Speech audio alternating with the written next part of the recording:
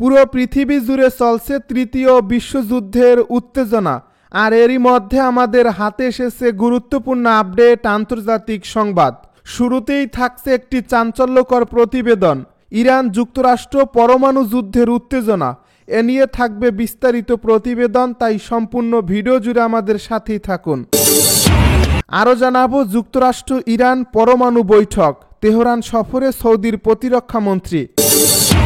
এবারে থাকছে ইরানের পরমাণু স্থাপনায় হামলার পরিকল্পনা ছিল ইসরায়েলের। আরও জানাবো, লেজার প্রযুক্তিতে অগ্রগামী দেশ ইরান, ঝুলিতে রয়েছে লেজার ক্ষেপণাস্ত্র সহ নানা সাফল্য। সর্বশেষ জানিয়ে দিব, গাজায় সেনা রাখার ঘোষণা দিলেন ইসরায়েলের প্রতিরক্ষা মন্ত্রী। শুনছিলেন হাতে পাওয়া গুরুত্বপূর্ণ আপডেট আন্তর্জাতিক সংবাদের শিরোনাম, এবারে বিস্তারিত।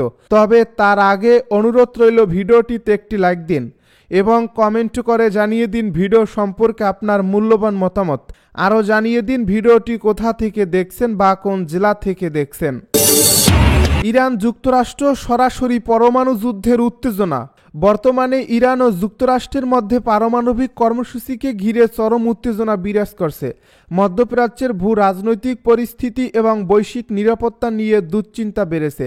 একদিকে ইরান তাদের ইউরেনিয়াম সমৃদ্ধকরণ কার্যক্রম অব্যাহত রেখেছে, অন্যদিকে যুক্তরাষ্ট্র ও তার পশ্চিমা মিত্ররা মনে করছে এটি ভবিষ্যতে একটি পরমাণু অস্ত্র তৈরির লক্ষ্যে ব্যবহার হতে পারে।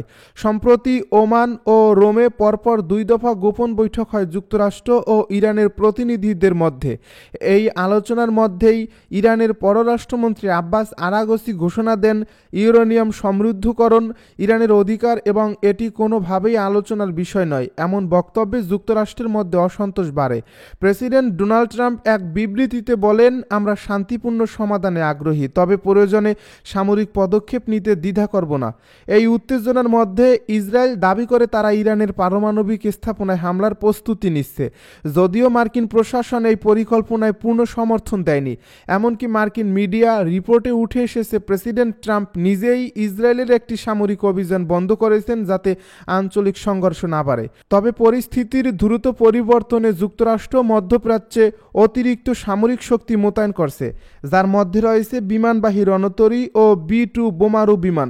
জাতিসংঘের পরমাণু সংস্থা IAEA এর মহাপরিচালক রাফায়েল গ্রোসি বলেছেন, ইরান ও যুক্তরাষ্ট্রের যে কোনো চুক্তির বৈধতা নিশ্চিত করতে তাদের তদারকি প্রয়োজন। তিনি ইরান সফরের আগ্রহ প্রকাশ করেছেন যাতে আলোচনার স্বচ্ছতা বজায় থাকে।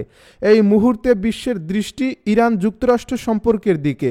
বিশ্লেষকেরা বলছেন, এই উত্তেজনা যদি নিয়ন্ত্রণের বাইরে চলে যায় তাহলে তা পুরো মধ্যপ্রাচ্য সহ বিশ্ব অর্থনীতিতে ব্যাপক প্রভাব ফেলবে। এখন দেখার বিষয়, কূটনীতি উত্তেজনার আগুন নেভাতে পারে কিনা। যুক্তরাষ্ট্র ইরান পরমাণু বৈঠক, তেহরান সফরে সৌদির প্রতিরক্ষা মন্ত্রী। ইরানের পরমাণু কর্মসূচি নিয়ে যুক্তরাষ্ট্রের সঙ্গে আলোচনার আগেই তেহরান সফরে গিয়েছেন সৌদি আরবের প্রতিরক্ষা মন্ত্রী প্রিন্স খালিদ বিন সালমান। বৃহস্পতিবার তিনি ইরানের রাজধানী তেহরানে পৌঁছেছেন। বার্তা সংস্থা রয়টার্সের এক প্রতিবেদন এই তথ্য জানানো হয়েছে। সৌদি আরবের রাষ্ট্রীয় সংবাদ সংস্থা সৌদি প্রেস এজেন্সি জানিয়েছে, সফরে ইরানের শীর্ষ রাজনৈতিক ও নিরাপত্তা কর্মকর্তাদের সঙ্গে বৈঠক করবেন প্রতিরক্ষা মন্ত্রী। তিনি একটি উচ্চ পর্যায়ের প্রতিনিধি দলের নেতৃত্ব দিচ্ছেন। সফরে ইরানের সশস্ত্র বাহিনীর চিফ অফ স্টাফ মোহাম্মদ বাগেরি সহ অন্যান্য শীর্ষ নেতাদের সঙ্গে বৈঠক হওয়ার কথা রয়েছে। বার্তা সংস্থা ইরিনা জানিয়েছে, আলোচনার মূল বিষয়বস্তু হবে প্রতিরক্ষা সম্পর্ক জোরদার, আঞ্চলিক সহযোগিতা বৃদ্ধি, শান্তি ও স্থিতিশীলতা বজায় রাখা এবং সন্ত্রাসবাদের বিরুদ্ধে যৌথ লড়াই। সৌদি রাষ্ট্রীয় বার্তা সংস্থা SPA জানায়, প্রতিরক্ষা মন্ত্রী প্রিন্স খালিদ দ্বিপাক্ষিক সম্পর্ক ও পারস্পরিক স্বার্থ সংশ্লিষ্ট বিষয়ে একাধিক বৈঠকে অংশ নেবেন। 2023 সালের মার্চ মাসে চীনের মধ্যস্থতায় সৌদি আরব ও ইরান কূটনৈতিক সম্পর্ক পুনর্স্থাপনের ঘোষণা দেয়। ইরানের পরমাণু স্থাপনায় হামলার পরিকল্পনা ছিল ইসরায়েলের। ইরানের পরমাণু স্থাপনায় ইসরায়েলের হামলার পরিকল্পনা আটকে দিয়েছেন মার্কিন প্রেসিডেন্ট ডোনাল্ড ট্রাম্প। এর পরিবর্তে তিনি একটি চুক্তির মাধ্যমে ইরানের পারমাণবিক কর্মসূচির কার্যক্রম সীমিত করার পথে হাঁটার সিদ্ধান্ত নিয়েছেন। হোয়াইট হাউসের কর্মকর্তা সহ সংশ্লিষ্ট সূত্রের বরাতে এক প্রতিবেদন এই তথ্য জানিয়েছে নিউ ইয়র্ক টাইমস। বুধবার সংবাদ মাধ্যমটির প্রতিবেদনে বলা হয়, ইসরায়েল মে মাসে ইরানের পরমাণু স্থাপনাগুলোর উপর হামলার পরিকল্পনা করছিল। তাদের লক্ষ্য ছিল ইরান পারমাণবিক অস্ত্র তৈরির সক্ষমতা 1 বছর বা তার বেশি সময়ের জন্য পিছিয়ে দেওয়া, ইরানের পাল্টা হামলা থেকে ইসরায়েলকে রক্ষা করার জন্য এবং তেহরানে সফলভাবে হামলার জন্য যুক্তরাষ্ট্রের সহায়তা প্রয়োজন। তেল আবিবের হামলার বিষয়ে কয়েক মাস আলোচনার পরে সামরিক পদক্ষেপ না নিয়ে শেষ পর্যন্ত ট্রাম্প পারমাণবিক কর্মসূচির বিষয়ে ইরানের সঙ্গে আলোচনার সিদ্ধান্ত নেন। ইরান যুক্তরাষ্ট্র পরবর্তী বৈঠক ইতালির রোমে অনুষ্ঠিত হবে। আলোচনার স্থান নিয়ে প্রাথমিকভাবে বিভ্রান্তির পর বুধবার ইরান এ তথ্য নিশ্চিত করেছে। ইরানের রাষ্ট্রীয় টেলিভিশনে এক ঘোষণায় জানানো হয় তথ্যটি। ঘোষণায় আরও জানানো হয়, শনিবার অনুষ্ঠিত হবে একটি বৈঠক। রোমের বৈঠকেও মধ্যস্থতাকারীর ভূমিকা পালন করবে ওমান। এর আগে শনিবার ওমানের রাজধানী মাস্কাটে অনুষ্ঠিত হয় দুপক্ষের পরোক্ষ বৈঠক। ওই বৈঠকে একসঙ্গে বসেননি দুপক্ষের কোনো প্রতিনিধিরা, আলাদা দুটি কক্ষে বসে পরোক্ষভাবে আলোচনা করেন তারা। পারমাণবিক অস্ত্র অর্জন থেকে ইরান খুব বেশি দূরে নয় বলে মন্তব্য করেছেন জাতিসংঘের পারমাণবিক পর্যবেক্ষণ সংস্থার প্রধান রাফায়েল গ্রোসি। তেহরানে দেশটির পররাষ্ট্রমন্ত্রীর সঙ্গে বৈঠকে যোগ দেওয়ার আগে এ মন্তব্য করেছিলেন তিনি। এতে বলা হয়েছে, বুধবার ফরাসি পত্রিকা লে মন্ডেকে দেওয়া এক সাক্ষাৎকারে গ্রোসি বলেন, এ বিষয়টি ধাঁধার মতো, তাদের কাছে খণ্ড খণ্ড শক্তি আছে, একদিন তারা এগুলো একত্রিত করতে পারবে। তিনি আরও বলেন, ইরানের ওই পর্যায়ে পৌঁছাতে এখনও বহু পথ বাকি থাকলেও সময়টা খুব বেশি দূরে নয়, যা আমাদের স্বীকার করতেই হবে। লেজার প্রযুক্তিতে অগ্রগামী দেশ ইরান, ঝুলিতে রয়েছে লেজার ক্ষেপণাস্ত্র সহ নানা সাফল্য।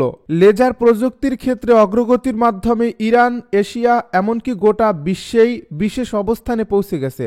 লেজার প্রযুক্তি বিশ্বব্যাপী বৈজ্ঞানিক ও প্রতিরক্ষা গবেষণার অন্যতম গুরুত্বপূর্ণ ক্ষেত্র হিসেবে স্বীকৃতি পেয়েছে।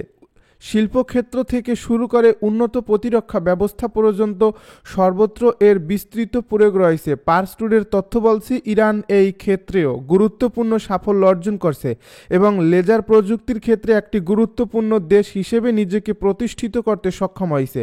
ইরান 1970 সাল থেকে লেজার প্রযুক্তির ক্ষেত্রে বড় কর্মসূচি পরিচালনা করে আসছে। ইরানের পারমাণবিক শক্তি সংস্থার তত্ত্বাবধানে লেজার গবেষণা কেন্দ্র প্রতিষ্ঠার মাধ্যমে এই কর্মসূচি বাস্তবায়ন শুরু হয়। এই সময়ের মধ্যে নানা ধরনের লেজার তৈরি করছে, গ্যাস লেজার, সেমিকন্ডাক্টর লেজার এবং বিভিন্ন উচ্চ ক্ষমতা সম্পন্ন লেজার সহ বিভিন্ন ধরনের লেজার উৎপাদনে দক্ষতা অর্জন করছে। 2017 সালের মিউনিক প্রদর্শনীর মতো আন্তর্জাতিক প্রদর্শনীতেও অংশগ্রহণ করছে ইরান। মৌলিক প্রযুক্তিতে স্বনির্ভরতা অর্জনের অংশ হিসেবে এ ক্ষেত্রেও ইরান অগ্রগামী হয়েছে। 2020 সালের ডিসেম্বরে ইরান সফলভাবে 10 কিলোওয়াট ক্ষমতা সম্পন্ন লেজারের পরীক্ষা চালায়, যা ইরানকে উচ্চ ক্ষমতা সম্পন্ন লেজার উৎপাদনে বিশ্বের শীর্ষ 5টি দেশের একটি হিসাবে পরিচিত করে তুলছে। এছাড়া ইরান 2022 সালে বিনা লেজার নিয়ন্ত্রিত ক্ষেপণাস্ত্র বিনা এর পরীক্ষা চালিয়েছে, যা সামরিক অস্ত্রে লেজার প্রযুক্তি সংযুক্ত করার ক্ষেত্রে দেশটির ক্ষমতার নিদর্শন হিসাবে গণ্য হচ্ছে। 2024 সালের নভেম্বরে ইরানের পঞ্চম লেজার, ফোটোনিক্স ও কোয়ান্টাম প্রদর্শনীতে লেজার প্রযুক্তির ক্ষেত্রে 3টি নতুন সাফল্য তুলে ধরছে ইরান। ইরান লেজার প্রযুক্তি নিয়ে গবেষণা ও উন্নয়ন প্রক্রিয়া অব্যাহত রেখেছে। চিকিৎসা, যোগাযোগ এবং জ্বালানি সহ বিভিন্ন অঙ্গনে এই প্রযুক্তিকে কাজে লাগাতে ব্যাপক গবেষণা চলছে। ইরানে মানুষের নিরাপত্তা এবং পরিবেশ সুরক্ষা সহ বিভিন্ন ক্ষেত্রে খরচ কমাতে এবং কাজের মান উন্নত করতে লেজার ব্যবহার করা হয়। গাজায় সেনা রাখার ঘোষণা দিলেন ইসরায়েলের প্রতিরক্ষা মন্ত্রী।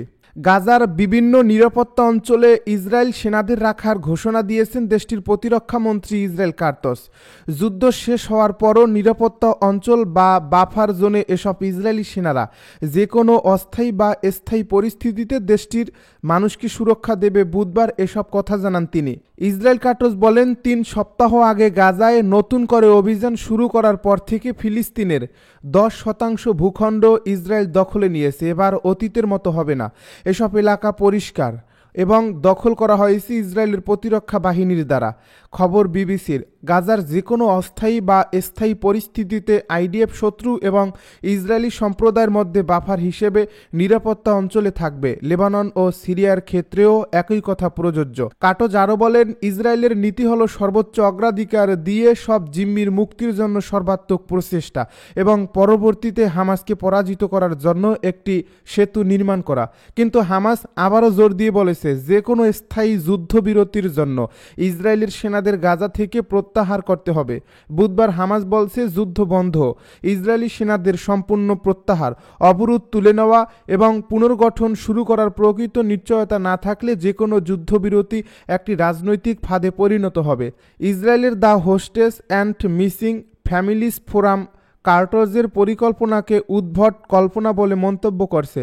ফোরামটি মনে করে একটি স্পষ্ট ও বাস্তব সমাধান রয়েছে, তা হলো একটি চুক্তির মাধ্যমে এক ধাপে সব জিম্মিকে মুক্তি দেওয়া, এজন্য প্রয়োজন হলে যুদ্ধ শেষ করা।